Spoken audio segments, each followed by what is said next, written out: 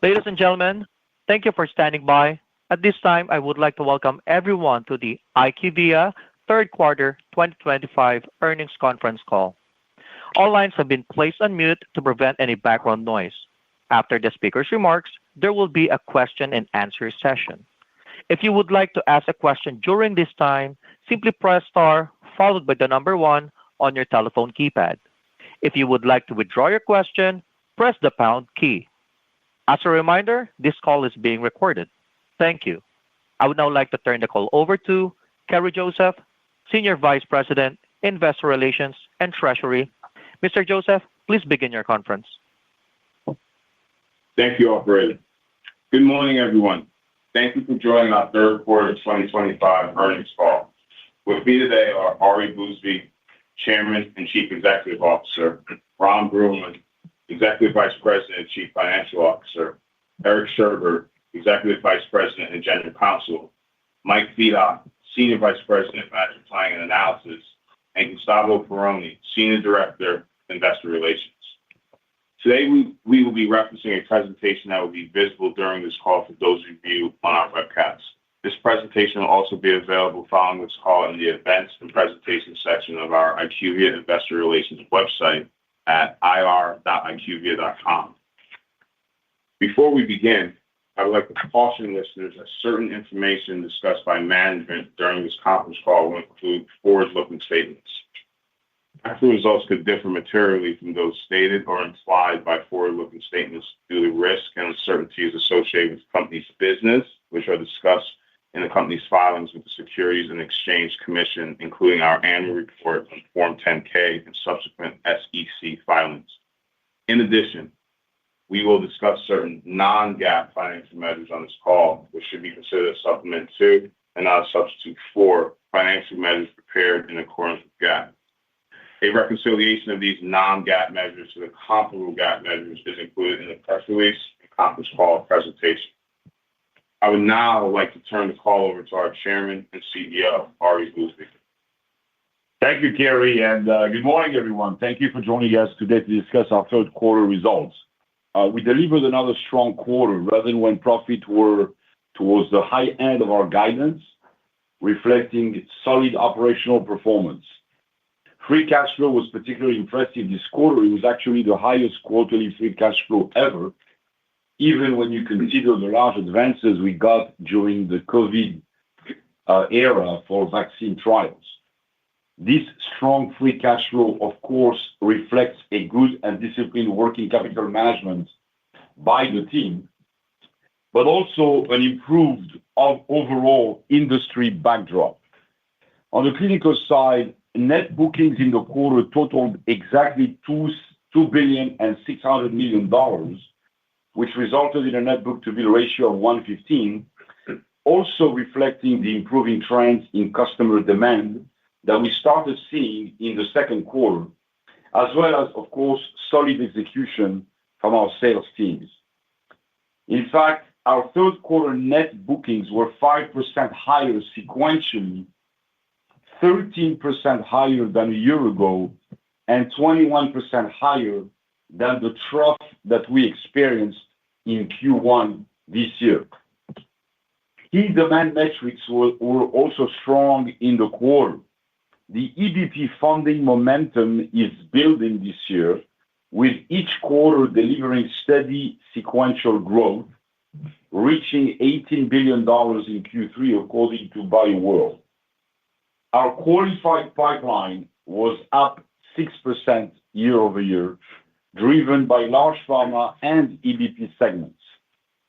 You will recall that in the second quarter, we had high single-digit sequential RFP flow growth and low teens growth year-over-year.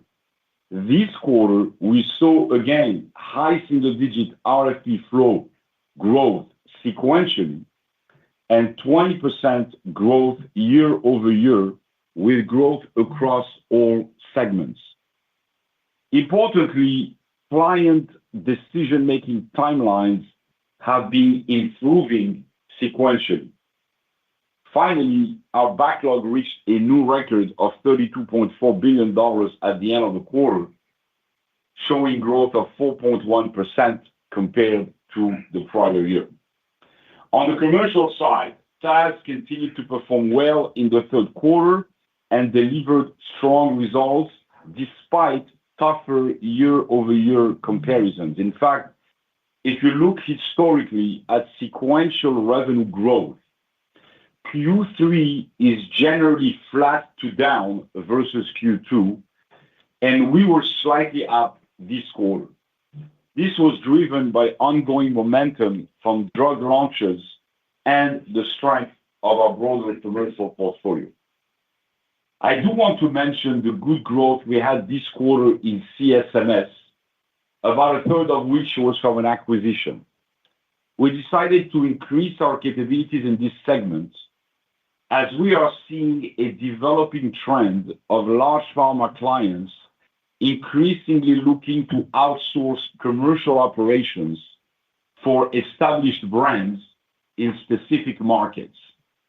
These tend to be large multi-year engagements, typically spanning across therapies and geographies, and IQVIA is uniquely positioned to capitalize on this trend by combining our information and analytics and domain knowledge with a local sales force footprint. Let me turn to the results of the quarter. Again, strong revenue and profit results. Revenue for the third quarter came in at the high end of our guidance range, representing year-over-year growth of 5.2% on a reported basis and just under 4% at constant currency. Third quarter adjusted EBITDA was up 1.1%. Third quarter adjusted diluted EPS of $3 increased 5.6% year-over-year. Let me just now, as I usually do, share a few highlights of business activity. Let me start with TAS. New drug launches continue to be a key area of strength for IQVIA. A few examples. A biotech client awarded us a multi-year integrated partnership to support faster product launches. This win includes a full suite of information assets and analytics capabilities. A top 10 pharma client awarded IQVIA a program to support the launch of a novel oncology therapy. Top 20 pharma clients awarded IQVIA a contract to support the launch of a dual indication metabolic therapy utilizing AI capabilities to integrate advanced patient insights into product utilization and patient response. The top 10 pharma clients selected IQVIA to provide launch support for a new autoimmune disorder therapy. The engagement includes advanced AI-enabled patient-level solutions that enable performance tracking and analytics near real-time and integrate specialty pharmacy data and payer insights. A good example of the commercial outsourcing trend I mentioned earlier was a very large award from a top 5 pharma client to manage end-to-end commercialization and promotion of an established brand portfolio in a very large overseas market. We're progressing as planned to deploy highly specialized industry AI agents. So far, we have approximately 90 agents in development covering 25 use cases across commercial, real-world, and R&DS. We're in fact now seeing growing demand to help our clients accelerate AI adoption. We are increasingly helping our clients build data infrastructures that are robust and AI-ready by leveraging IQVIA's healthcare-grade AI ecosystem, combining advanced information management, integrated platforms, security, safety, and privacy, along with domain expertise. Let me share a few examples of key wins in the quarter. A top 20 pharma client selected IQVIA to deliver a next-generation information management solution that streamlines hundreds of sales data feeds into an AI-enabled, centralized, simplified global warehouse. Another top 10 pharma clients awarded IQVIA a contract to deploy a next-generation AI-enabled SaaS platform to optimize global compliance reporting. a biotech client chose IQVIA to deploy a new global master data management program to enhance AI-enabled omni-channel marketing and analytics operations. Our real-world business continues to perform well. Here are some examples. Top 10 pharma clients selected IQVIA to lead a post-market commitment study evaluating treatment outcomes in African American patients with lung cancer.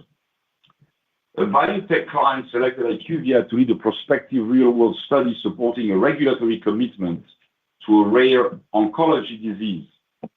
Biotech clients selected IQVIA to deliver a retrospective real-world study supporting post-marketing commitments for their newly approved drugs to fulfill regulatory requirements. Turning to R&D solutions, the positive momentum that we saw in Q2 continued to build through Q3. A few standout wins with our biotech customers first. In oncology, a first-time sponsor selected IQVIA to lead a phase 1 trial for a novel leukemia treatment. Another biotech client selected IQVIA to lead a complex phase 1 and phase 2 trial in hematologic oncology targeting multiple cohorts across 2 indications. We were also selected as the exclusive CRO partner for a biotech's entire cardiovascular program. And of course, this recognizes our leadership in cell and gene therapy and cardiovascular research, as well as our ability to execute globally. Large pharma was also strong in the quarter. We were, for example, selected to lead a phase 2 study in stroke therapy, demonstrating our deep neuroscience expertise and global trial capabilities. Another top 10 large pharma client selected IQVIA to manage a global phase 3 MASH program, leveraging AI-enabled pathology tools and a robust site network to accelerate execution. We were also selected to lead a phase 3 ovarian cancer study, highlighting our deep therapeutic expertise and the strength of the integrated delivery model we've built in partnership with these clients. Now, before I turn it to Ron for details on our financial performance in the quarter, I want to say a word about the CFO transition we've announced some time ago.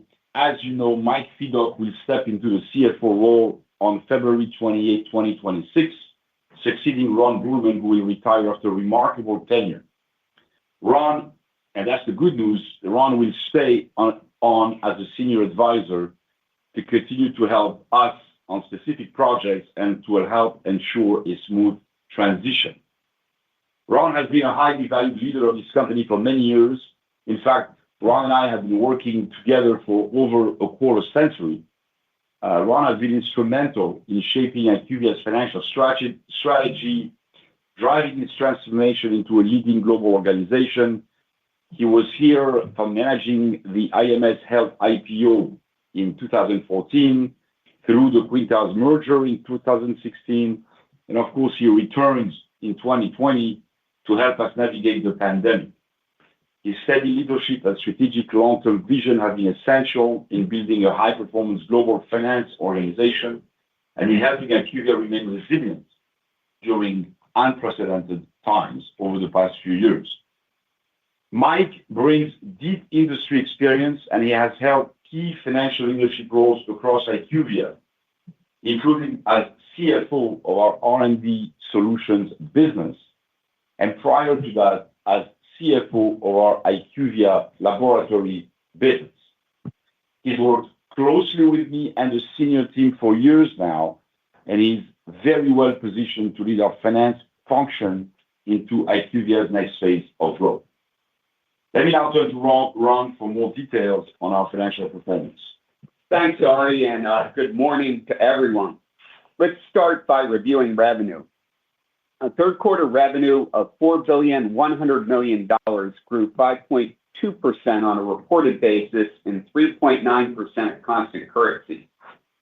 Now, excluding COVID-related work from this year and last, revenue grew 4.5% constant currency.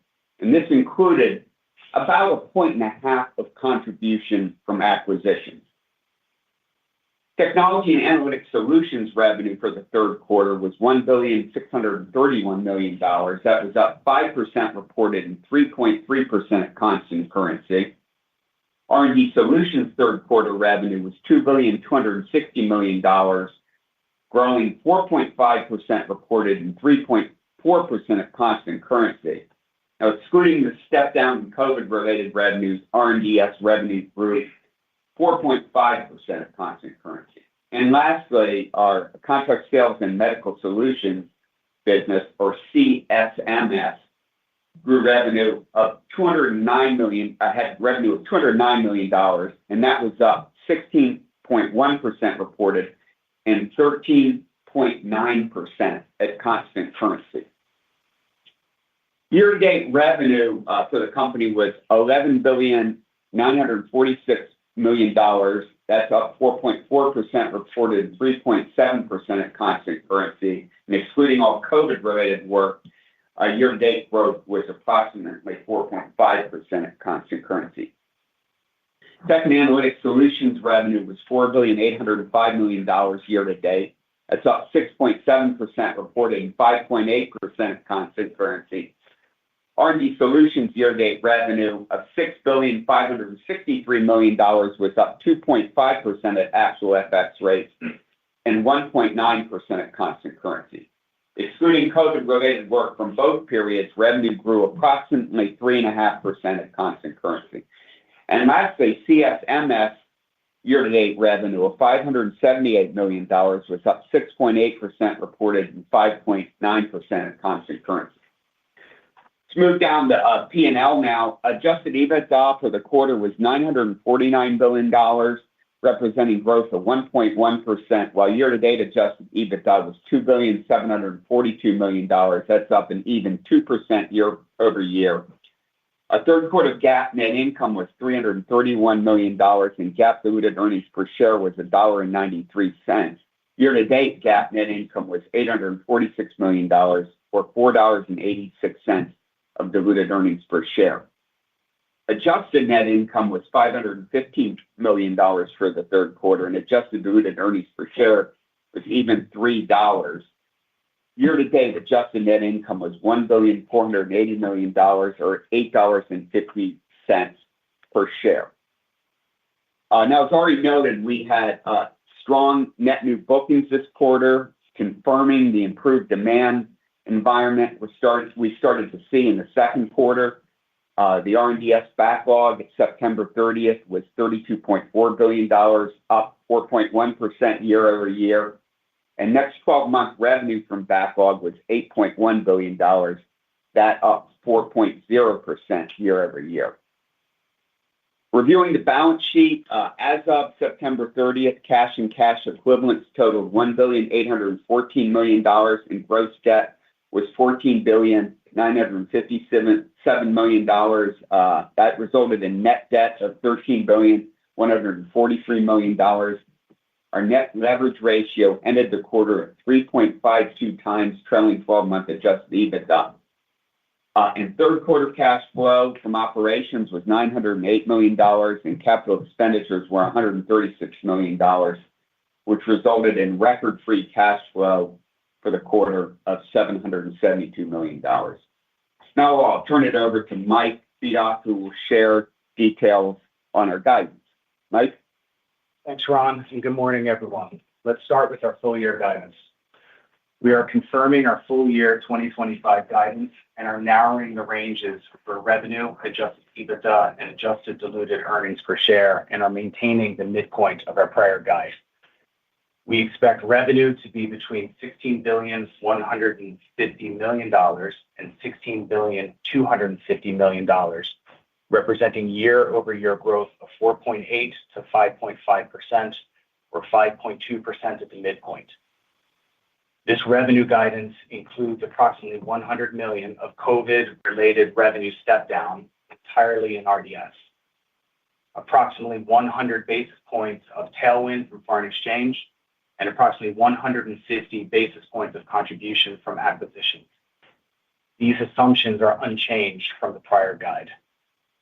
We expect adjusted EBITDA to be between $3,750 $3,775 million and $3,800 million, growing 2.5 to 3.1% year-over-year, or 2.8% at the midpoint. We expect adjusted diluted EPS to be between $11.85 and $11.95, up 6.5 to 7.4% versus prior year, or about 7% at the midpoint. Now turning to the fourth quarter. We're expecting revenue to be between $4,204 million and $4,304 million, which represents year-over-year growth of 6.2 to 8.7%. Adjusted EBITDA is expected to be between $1,033 million and $1,058 million, representing growth of 3.7% to 6.2% versus prior year.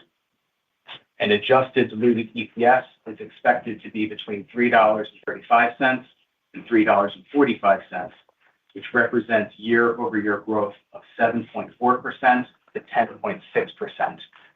And this guidance assumes that foreign currency rates as of October 27th continue for the balance of the year. So to summarize, in the third quarter, we delivered strong top and bottom line results, as well as record high free cash flow. R&DS net bookings were $2.6 billion, growing 13% year-over-year, and resulting in a net book-to-bill ratio of 1.15 times. The forward-looking demand metrics in the clinical business continue to trend in the right direction, with 20% RFP flow growth year-over-year and sequential improvements in client decision-making timelines. TAS performed well and delivered solid results, driven by ongoing momentum from drug launches and the strength of our broader commercial portfolio. And we reaffirmed our full year 2025 guidance. With that, let me hand it back to the operator for Q&A. At this time, I would like to remind everyone, in order to ask a question, press star, then the number 1 on your telephone keypad.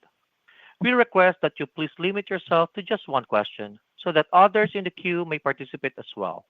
We'll pause for just a moment to compile the Q&A roster. Your first question comes from the line of David Windley from Jefferies. Your line is now open.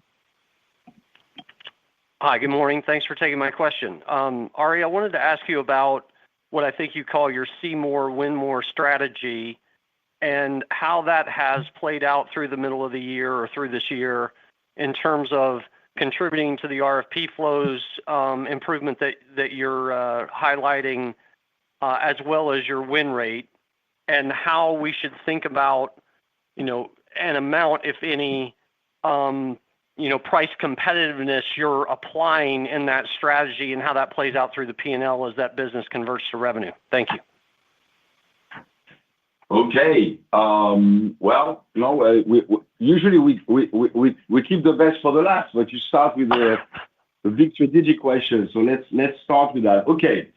Well, look, the strength in bookings momentum and RFP flow, I think we have to say, and we can see it in the industry in general, I think reflects a reduction in the level of uncertainty in the market environment and the macro political environment. I think there have been a few developments that have sort of helped tilt decision-making at large pharma on certain programs favorably. And the climate overall has improved. That's undeniable in our sector. So that certainly is a big driver of our growth. The specifics of our See More, Win More strategy, which we started earlier this year, which, as you know now, has a lot of imitators, has borne fruits as well, in the sense that we've been looking at markets that we previously, hadn't been touching and had left some more marginal players essentially, in a quasi-monopoly situation in those segments. And we've decided to go after that. The pricing conversation is a little bit overdone, in my opinion. In a climate where market dynamics were unfavorable with a lot of uncertainty and less deals to be had, there was more competition on pricing, and all we did, in the first part of the year was to align to those pricing discounts that were being offered as opposed to walk away in order to continue to build our book of business. We don't see that trend continuing. It hasn't been an issue at all. Certainly this past quarter, the opposite. We've walked away from deals. And we think that the sector in general is a lot healthier in terms of market dynamics. The level of uncertainty has gone down, and pricing has returned to normal levels. You have a question, a follow-up on P&L implications. Look, we have a $32+ billion backlog, and only a tiny portion of that was subject to a few discounts that we did earlier in the year. The revenues associated with those bookings are going to bleed over our P&L over the next 5 years, and we do not expect that to have any impact whatsoever on our P&L going forward. Great. Thanks, Ari. I'll stick to the one question. Thank you. Thank you. Your next question comes from the line of Justin Bowers from Deutsche Bank. Your line is now open. Hi, good morning, everyone. So, Ari, it sounds like the business environment is improving, funding's up, consumer confidence improving, and both of the segments, TAS and RDS, are strengthening, at least on a 2-year stack basis. Is this momentum that we should expect to continue over the next few quarters and into 2026? And maybe if you just give us a glimpse at how you're thinking about those two. Yeah, well, look, I don't have a crystal ball here, and I'm not going to give you 2026. This was a clever way of asking me about 2026 guidance. We're not going to do that here. As you know, we usually provide guidance for the year concurrent with the release of our fourth quarter and full year earnings early in the year. So end of January or early February, we'll provide that. We are in the midst of our planning process, and it's still early. We're still in October. But look, what I can tell you is we are going to deliver this year over 5% in top-line revenue growth, which, frankly, given what we've been through and the environment we've been in the past year and a half, 2 years, I think is a very, very strong performance. And you can see that compared to our larger, certainly the larger CRO peers, we are doing very, very well. So I cannot tell you yet what 26 will be in the next few quarters, but I mean, look, I would be surprised if revenue in growth in 26 is not at least the same or better than the growth that we are seeing this year. So I see that with a certain amount of confidence. Thank you.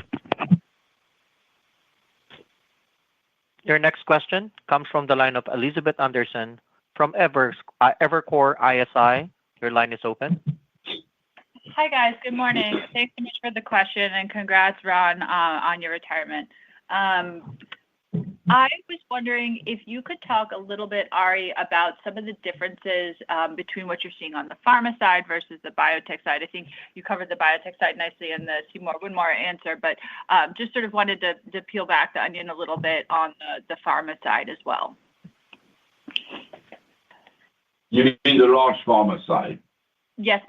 Look, large pharma went through a lot of transformation internally in terms of their investment programs You going back to the IRA, there was this whole phase of reprioritization of programs and reviews of their pipelines, which led to a elevated level of cancellations due to this reprioritization activity.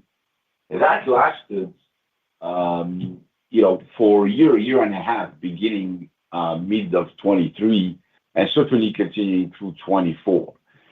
We see that activity as having essentially been completed, and we haven't seen any further cancellations as a result of that type of activity. So we think that the pipelines are now, fully sanitized. Of course, there continue to be cancellations. But they are all like more business as usual due to futility or other reasons, and nothing unusual. Large pharma, actually, the RFP flow for large pharma is very strong. I mentioned that our RFP flow growth year-over-year is 20%. And that applies to large pharma and to EBP equally. I mean, there's strong momentum. And again, that's helped by the more calming environment and perhaps more certainty around what's coming. And it's also helped by the fact that these reprioritizations have been largely completed. And the programs that are now on the table are programs that our clients want to engage in and want to go forward with. Our cancellations, I always say, in recent years were about $500 million a quarter, plus or minus a couple of $100 million. So they could range between $300 and $700 million, in a given quarter. So a couple of $1 billion plus, year in, year out.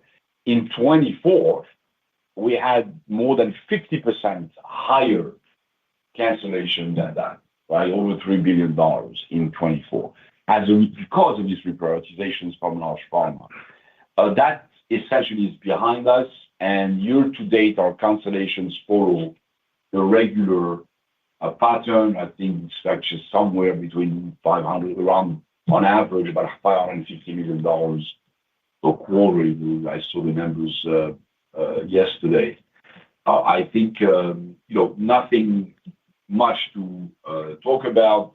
This quarter, I think we were a little bit towards the higher end of our range, but again, not because of reprioritizations, it's simply normal course of business. Our gross bookings were very strong, very, very strong this year, and you could see that also in our $2.6 billion of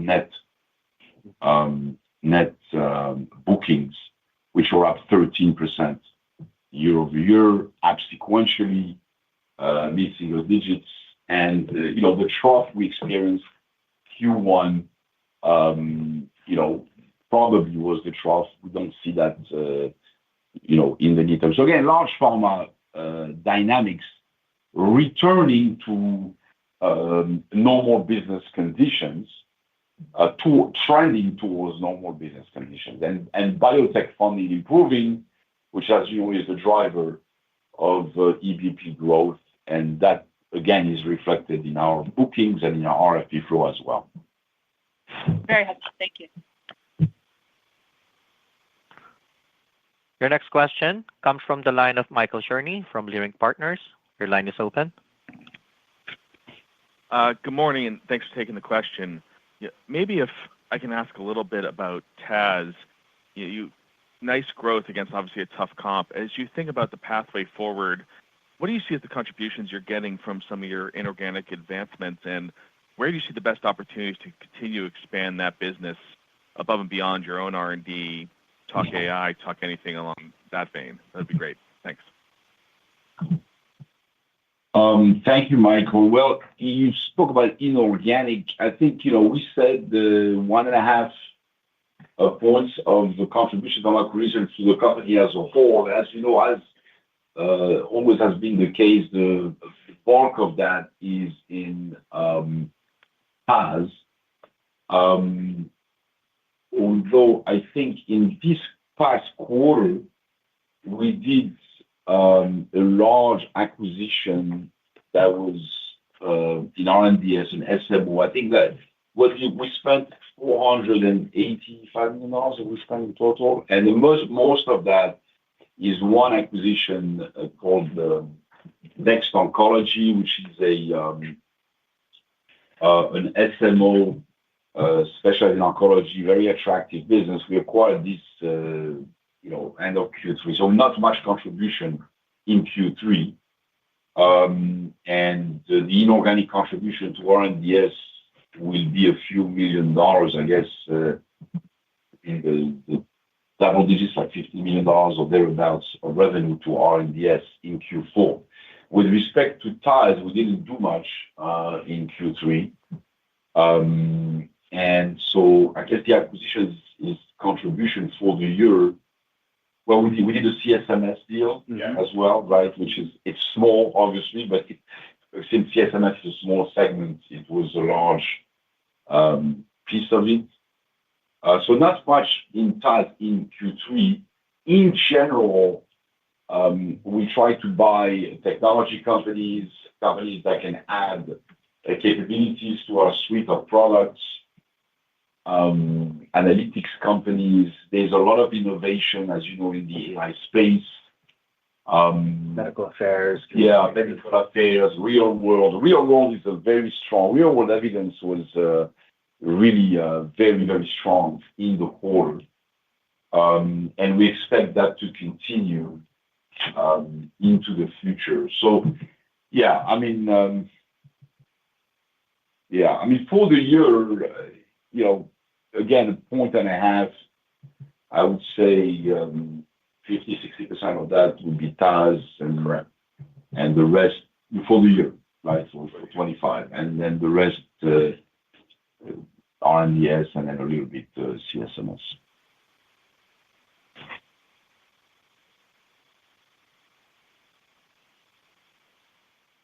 Your next question comes from the line of Shlomo Rosenbaum, Stifel. Please, your line is open. Hi, thank you. Ari, before I ask you a question, I just want to also commend Ron. Though, Ron, I've seen you retire before, and I'm not fully convinced you're gone right now. Why not? The wrong word to apply to Ron, not retiring. Yeah, you've dragged him out of retirement in the past, Ari, so I don't know. Ari, I want to ask you to talk a little bit about the subcomponents that in TAS and how they're growing in terms of real-world evidence and consulting and analytics and just some of the trends that you're seeing there. I know consulting often kind of leads the trend in terms of if you see that picking up, that means that the environment is getting better. And maybe you could just talk a little bit about each of the components and what you're seeing and maybe what that says about the market. Yeah. So look, the growth rate in Q3, it's hard to derive big trends because, as you know, Q3 in general is the weakest quarter in the year. But specifically this year, we had a tough compare with last year. What was the growth of TAS Q3 last year? Was like 8.6%, I want to say. I remember 8.6% growth last year. So we knew we had a tough compare this quarter. But as I mentioned in my introductory remarks, sequentially, we're slightly up. And usually, because Q3 is the toughest quarter, given nothing happens for 6 weeks in Europe. It used to be 3 weeks, then it's 4, and now it's 6, and it's going to 8. And where nobody is working. I think that the performance this quarter was very strong. It was led largely by the real-world evidence, which was very, very strong. And everything else was obviously data is usually low single digits. And everything else was between low to kind of mid-single digits growth. Again, against very tough compares. Same for consulting. Are you seeing a pickup in that consulting? You will recall that I know why you're asking consulting because it's kind of the most discreet, and it's positive, in terms of leading indicator. When things were trending negative territory, consulting went down very rapidly.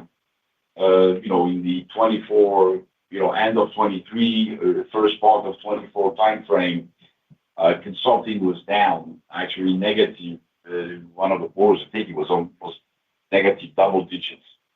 But it's positive this quarter. And again, everything outside real world evidence in aggregate was, mid-single digits or thereabouts. Thank you. Thank you, Sean. Your next question comes from the line of Eric Coldwell from Baird. Your line is open. I'll stick on the TAS question here just to make sure we're all level set for the fourth quarter. Back in February, you guided to $6.3 to $6.5 billion. That was quite a while ago. A lot of things changed, but if I use that original range and I take out what you've done year to date, that would put the implied fourth quarter revenue guidance about $100 to $300 million below the street on TAS. That's a big range and obviously a lower number than where consensus lies today. So I'm just hoping you can give us a little specificity on what you're thinking for TAS in the fourth quarter so we aren't ahead of our skates here. Yeah, I'm not following you. You're talking about our targets, and then you talked about the street. You guided in February to 6.3 to 6.5 billion, and the year-to-date number through three quarters is 4.8, a little over 4.8. So that leaves less than 1.5 to less than 1.7 to get to the full year, if I've done the math. Yeah, I'm going to turn to the finance team here and ask him. I don't have the numbers in front of me. But what you were suggesting that TAS would be lower than our guidance, I don't see that. Well, I'm not really suggesting anything. I'm hoping you can take that on a follow-up. Yeah, I'm hoping you'll tell us that things have changed since the February numbers, but it is possible that maybe the street's just a little high on the segment. I mean, looks like you'll cover it with RDS and CSMS, but I just want to make sure we're. Eric, I think we are delivering on guidance. Am I? Yeah, Eric, we'll help you with some of the Q4 details, but on a full year basis, there's been no change all year with TAS. That the full year CFX growth rates were between sort of 5% and 6%. So there's no change there. So we can help you with. We always said 5 to 6% growth year over year. Yep. Correct? CFX. Yeah. CFX. Correct. And that's exactly I think you said 5 to 7 constant currency, and I believe it was 5 to 7 on February 6th was the range. Well, we narrowed our guide in the last call there. So we're still sticking with the 5 to 6. There's no change from the prior guide, and no change where TAS is going to land in the full year. Okay. Yeah, I don't see any. I don't see change. Well, there's no change, Eric. Yeah, we'll help you with that with the Q4, but there's been no change. Yeah, perfect. Thanks. Just want to make sure we're not ahead of our skates. I appreciate that very much. Anything else you had other than this clarification? I had 42 questions, but you told us to stick to one. Let me. No, I know, but I am going to give you a special discount because that wasn't really a question. So. Well, look, I mean, that was like a commentary. I know you were trying to. I appreciate it. So I appreciate it. So I'll sneak two in. I'll take advantage and give an inch. I'll take a mile. Two things just quickly. One, do get some ongoing questions on those couple of mega trials that you mentioned earlier this year. I'm just curious if you can tell us what the status is. I think one was definitely ramping back up here in the back half, and I believe the other was still pushed out till next year, if happening at all. So maybe just an update on the mega trials, and then secondarily, Ari, in your prepared commentary, you highlighted some interesting wins, and you mentioned phase one a couple of times, and My historic interpretation of past conversations was that you weren't really a big phase one shop. Maybe you partnered with some others, but I'm curious on what your involvement is these days in actually managing or even having phase one CPU units. Maybe give us a little more color on what you're doing there. Thanks so much. Yeah, it's a very good observation, Eric. We are seeing a lot of demand for phase one work, and we are the network partners. We don't have any significant presence in that segment, but we are expanding. And this is why I chose to highlight a couple of examples. It's also, by the way, part of our see more, win more strategy. And it happens to be that there is more demand. Things are getting sort of, quote unquote, restarted again, and the pipelines are strong. And so we are seeing more demand, and we are ourselves being more present in the segment. Yeah, and phase one in oncology is a little bit different because you're not dealing with healthy volunteers. So it tends to feed your later business than other phase one trials. So there is some distinction there, and that's what Next Oncology was, phase one oncology. Yeah. Perfect. That's super helpful. Thanks. Yeah, and then the two trials. The two trials, no change there. We don't have anything factored into our fourth quarter guidance for revenue burn from either of them. So I suppose that's a slight change from what we said. Right. It's basically all pushed out of the year. And it's not contemplated in the guidance, right? Not contemplated. Yeah, bear in mind that we mentioned these like a year ago at this time because it caused us at the time to change our guidance for RDS. These were fast burning and had already gotten started, and they were interrupted. And so that caused us to change our guide for RDS in the fourth quarter of last year.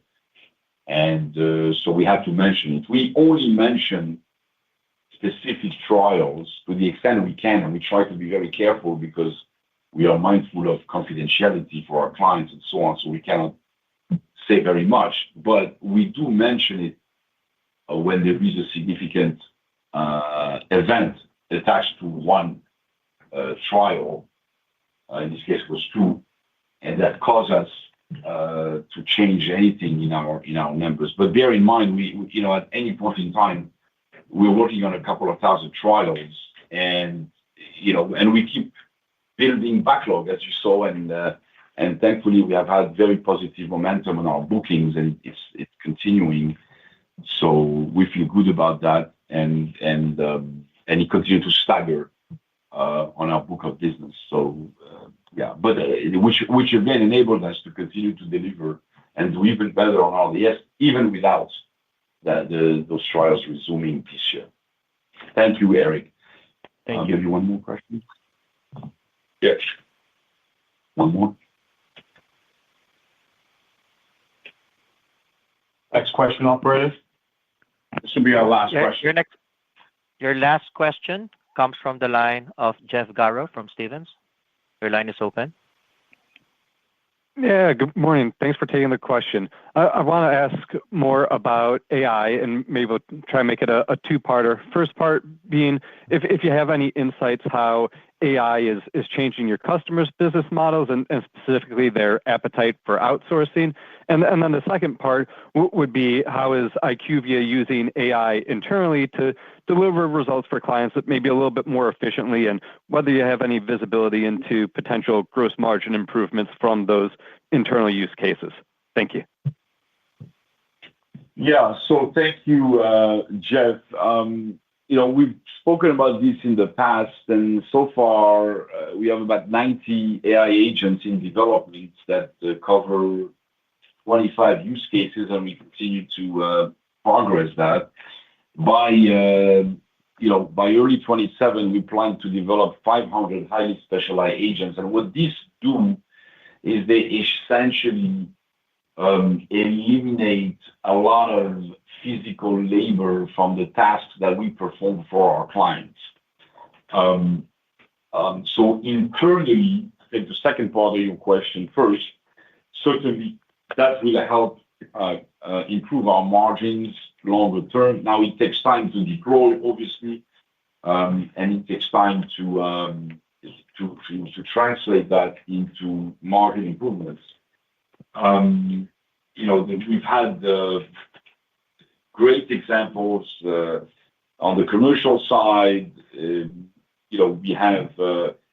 We use, for example, AI tools to compare patient cohorts to each other and highlight differences with natural language output, which leads to improvements in cycle times from several weeks to a couple of weeks. We really have a lot of examples, and it takes a long time to recite those. But we see significant value in continuing to do more with less through deploying agents within our internal processes.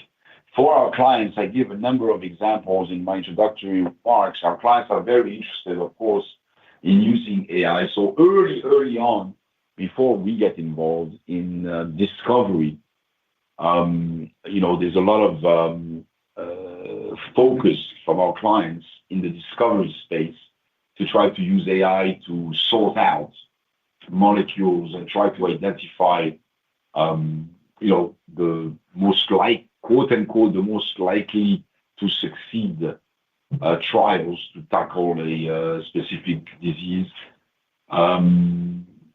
We participate a little bit with some models and some tools that we have. But later on, look, the issue on the clinical side is that it's highly regulated, and you get to go through standard processes that are defined by regulations, and you have to use the intermediary spaces between those regulatory interactions to utilize and deploy AI. At the sites, it's very helpful. Our clients are using, of course, AI in all the technology tools that some of which are our tools that they use commercially. They use AI. I gave a few examples to manage their promotion campaigns, marketing campaigns. They use AI to get patient insights in the real world. Real world evidence is a big area for us. And in one of the reasons we experience such great growth is we've got very advanced capabilities given our vast information assets in real world patient data.